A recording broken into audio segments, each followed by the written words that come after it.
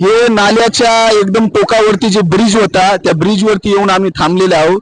या नाल्याचं जेव्हा 2023-24 मध्ये जेव्हा पूर आला होता तेव्हा आम्ही, आणि त्याच्या आधी सुद्धा 22 मध्ये सुद्धा पूर आला होता, तेव्हा 22 मध्ये आम्ही मोर्चा काढला होता, महामोर्चा काढला होता, रिपब्लिकन महामोर्चा म्हणून आम्ही त्याचं नाव दिलं होतं.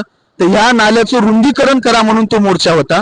तेव्हा या नाल्याच्या रुंदीकरणासाठी 4 कोटी रुपये मंजूर झाले होते आणि जेभीमनगरच्या नाल्यासाठी रुंदीकरणासाठी 3 कोटी मंजूर झाले होते.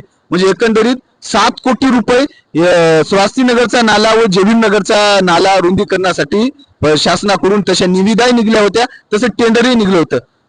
परंतु नगरसेवकाच्या कमिशनवादी धोरणामुळे, कमिशनाच्या वादावरून या नाल्याचं कुठल्याच प्रकारचं काम झालं नाही आणि आज हा नाला या लोकांसाठी कर्दन काळ म्हणून इथे उभा राहिलेला आहे आणि लोकांच्या घरामध्ये पाणी शिरत आहे. तुम्ही पाहू शकता की ब्रिज खाली आहे आणि नाला वर आहे. म्हणजे जे वरून येणारं जे पाणी आहे ते ब्रिजच्या वरून जाऊन इकडे लोकांच्या वस्तीमध्ये शिरत आहे. याचं जर योग्य व्यवस्थापन जर प्रशासनाकडून केलं असतं तर या परिसरामध्ये एवढा भयानक पूर आला नसला असता. दरवर्षी या लोकांना, दरवर्षी जसं दरवर्षी दिवाळी असते, दरवर्षी सण असतो, तसं दरवर्षी या लोकांसाठी पूर असतोच. म्हणजे पूर हे यांच्यासाठी कर्दन काळ बनून येत आहे, या लोकांचं आयुष्य उद्ध्वस्त करत आहे.